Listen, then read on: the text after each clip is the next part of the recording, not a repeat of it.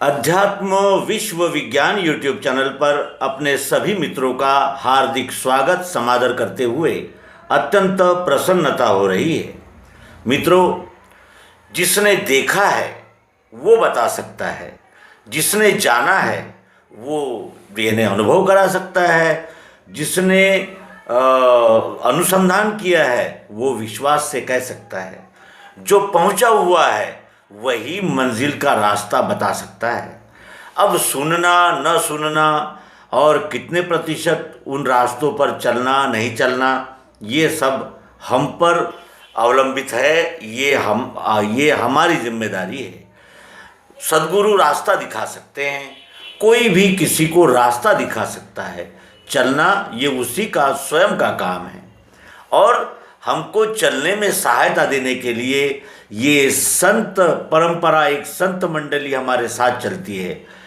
संत पलटूदास, गरीबदास, चरणदास, सहजोबाई, मीराबाई, संत रविदास, संत घासीदास, नानक देव, दयानंद, विवेकानंद, कितने नाम गिनाए।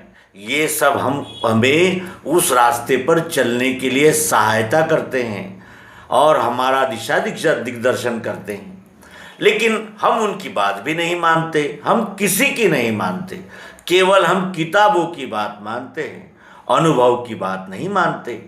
और जब तक हम अनुभव की बात नहीं मानेंगे तब तक उस अनुभव से हम वो अनुभव हमारे लिए एक कल्पना ही रहेगा और अंधानुकरण में ही हमारा संपूर्ण जीवन नष्ट हो जाएगा। कहते हैं कि जूते को ठोकर लगती है तो जूता सह लेता है, लेकिन जूते के अंदर पड़ा हुआ एक कंकड़ हमें ढंग से चलने नहीं देता। हमारी त्रुटियां, हमारी कमियां, हमारी कमजोरियां ये हमें आगे नहीं बढ़ने देती। क्यों? क्योंकि वो हमारे अंदर ही होती है।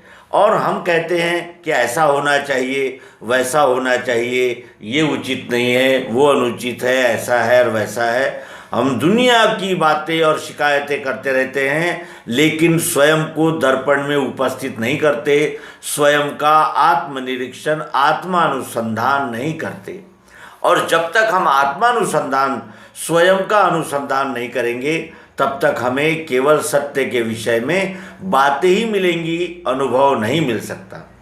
तो आइए ऐसे ही कुछ अनुभवों के अमृत कण हम अपने मित्रों के लिए चुनकर लाए हैं। हमें भी यही मार्गदर्शन चाहिए। यहाँ कोई छोटा बड़ा नहीं है, हम सब अध्यात्म विज्ञान के विद्यार्थी इस मंच पर इकट्ठा आते हैं और चर्चा और मुद्दों का आदान प्रदान एक दूसरे के साथ करते हैं। कोई ये न समझे कि हम इनसे पार हो गए हैं, नहीं, मंजिल बहुत दूर है। भगवान श्री कृष्ण जी गीता में कहते हैं, अर्जुन, ऐसा रहना चाहिए जैसे जल में पद्म पत्र। पद्म पत्र किसे कहते हैं? कमल का पत्ता, कमल का पौधा जल में रहता है, लेकिन उसका जल से संबंध नहीं आता। इस तरह इतना अलिप्त जीवन होना चाहिए तुम्हारा। और समरस कितना होना चाहिए? तो ये विश्व ही हम हैं, मैं ही संपूर्ण विश्व हूँ और ये अकम पधारना बैठे। इतना विशाल और विराट लक्ष्य लेकर हमारी यात्रा शुरू है। हम सब सहयात्री हैं और एक दूसरे के साथ मिलजुल कर चर्चा और एक दूसरे का जिसे कहते हैं कि एक एकता का ऐसा एक सूत्र बनाकर हम सभी उसी दिशा में निकले हैं। अध्यात्म विज्ञान को अपने जीवन में उतारेंगे और इस विश्वरूप परमात्मा के साथ एकाकार होकर हम विश्वरूप ही बन जाएंगे। तो मित्रों, आइए अब प्रस्तुत है उन सावधानकर्ताओं की सूक्तियाँ जो हमें अत्यंत मौलिक मार्गदर्शन कर रही है। एक, विषयों को भोग कर इंद्रियों की तृष्णा को समाप्त करने वाला तुम्हारा विचार ऐसा ही है जैसा कि आग बुझाने के लिए उसमें घी डालना। विषयों को भोग कर इंद्रियों की तृष्णा को समाप्त करने वाला तुम्हारा विचार ऐसा ही है जैसा कि आग बुझाने के लिए उसमें घी डालना।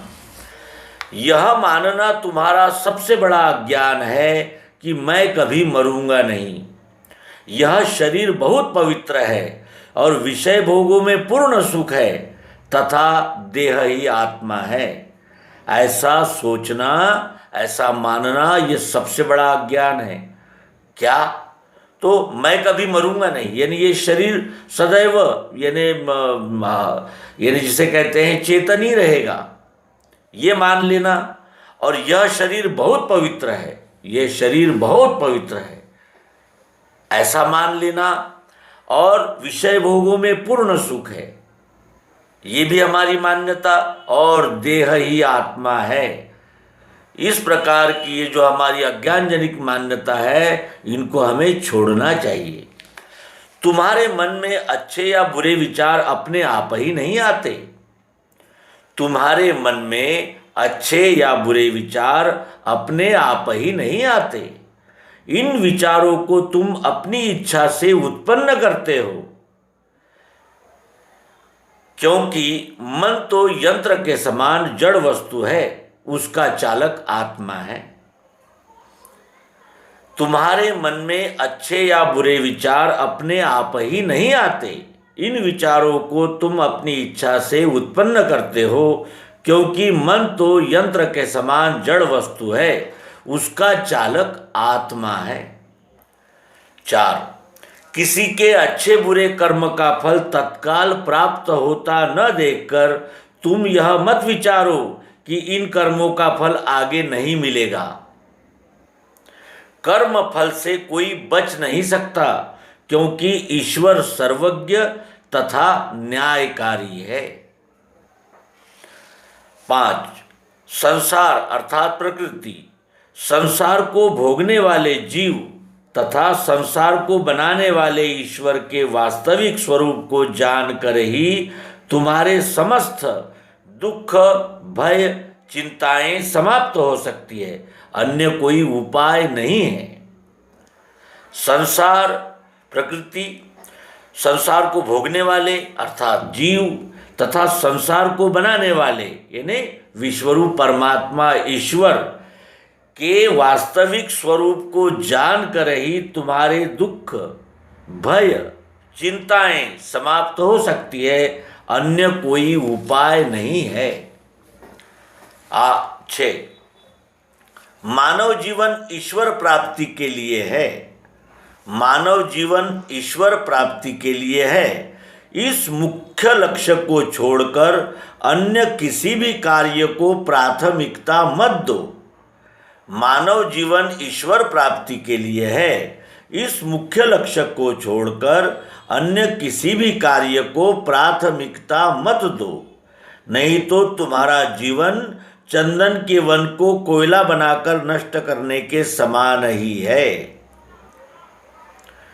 तुम्हारे जीवन की सफलता तो काम, क्रोध, लोभ, मोह, अहंकार आदि अविद्या के कुसंस्कारों को नष्ट करने में ही है।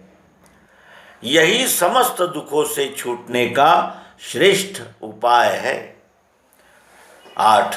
जब तक तुम संसार के सुखों के पीछे छुपे हुए दुखों को समझ नहीं लोगे, तब तक वैराग्य उत्पन्न नहीं होगा। जब तक तुम संसार के सुखों के पीछे छुपे हुए दुखों को समझ नहीं लोगे, तब तक वैराग्य उत्पन्न नहीं होगा। बिना वैराग्य के चंचल मन एकाग्र नहीं होगा। एकाग्रता के बिना समाधि नहीं लगेगी और समाधि के बिना ईश्वर के दर्शन नहीं होंगे। और अज्ञान का नाश हुए बिना दुखों की समाप्ति और पूर्ण स्थायी सुख अर्थात मुक्ति की प्राप्ति नहीं होगी। अज्ञानी मनुष्य ही जड़ वस्तुओं अर्थात भूमि, भवन, सोना, चांदी तथा चेतन वस्तुओं में पत्नी, पुत्र, मित्र आदि इन्हीं को अपनी आत्मा का एक भाग मानकर अज्ञानी मनुष्य ही जड़ वस्तुओं अर्थात भूमि, भवन, सोना, चांदी तथा चेतन वस्तुओं, पत्नी, पुत्र, मित्र आदि को अपनी आत्मा का एक भाग मानकर इनकी वृद्धि होने पर प्रसन्न तथा हानि होने पर दुखी होता है। 10. तुम्हारे लोह रूपी मन को विषय भोग रूपी चुंबक सदा अपनी ओर खींचते रहते हैं। तुम्हारे लोह रूपी मन को विषय भोग रूपी चुंबक सदा अपनी ओर खींचते रहते हैं। ज्ञानी मनुष्य विषयी भोगों से होने वाली हानियों का अनुमान लगाकर उसमें आसक्त नहीं होते, किंतु अज्ञानी मनुष्य इसमें फंसकर नष्ट हो जाते हैं।